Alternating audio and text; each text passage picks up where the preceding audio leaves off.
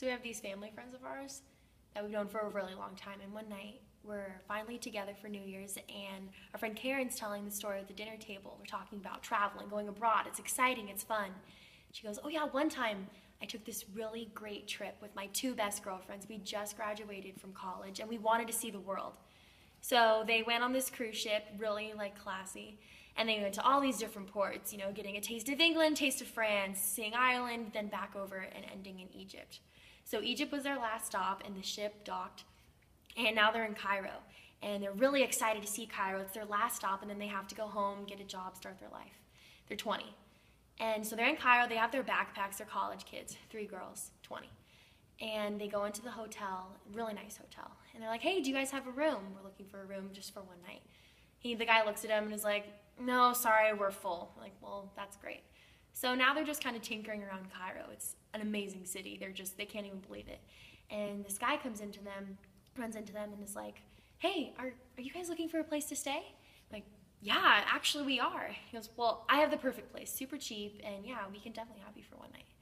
So we're like, wow, well, yeah, that'd be great. Thanks so much. He goes, well, I'm sure you probably want to like see the city a little bit. They're like, yeah, totally, of course. And so he shows them around Cairo, takes them to, you know, the historic sites, takes them to the like little shops, shows them this, try that. Really nice guy. They're kind of having a friendship with this, and it's really exciting. And so now it's starting to get a little darker. They see maybe 1 or 2 more things, and they pop into his Jeep and they drive to their hotel.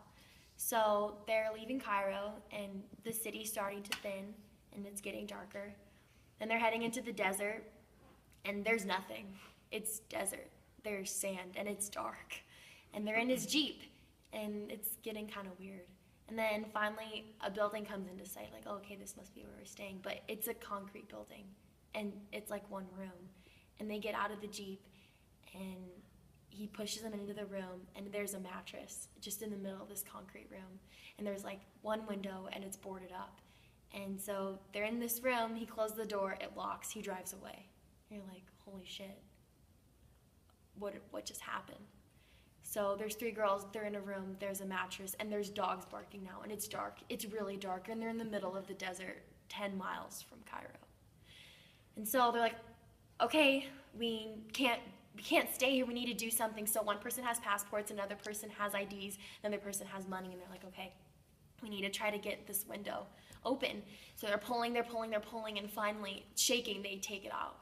And so one by one, they hop out from the window, backpack person, so on and so forth. And they can't see the dogs, but they hear the dogs, and it's dark. So finally they're out, and they walk all the way back to the city. And they go back to the same hotel. They were turned away and said, we just got kidnapped, and we need to use your phone. He goes, oh my gosh, like what happened? He goes, well, we were taken out into the desert. I don't know this area. We were in the desert, and we just got kidnapped. And he goes, that's the biggest sex slave trade desert. Like, nobody ever comes out of there alive.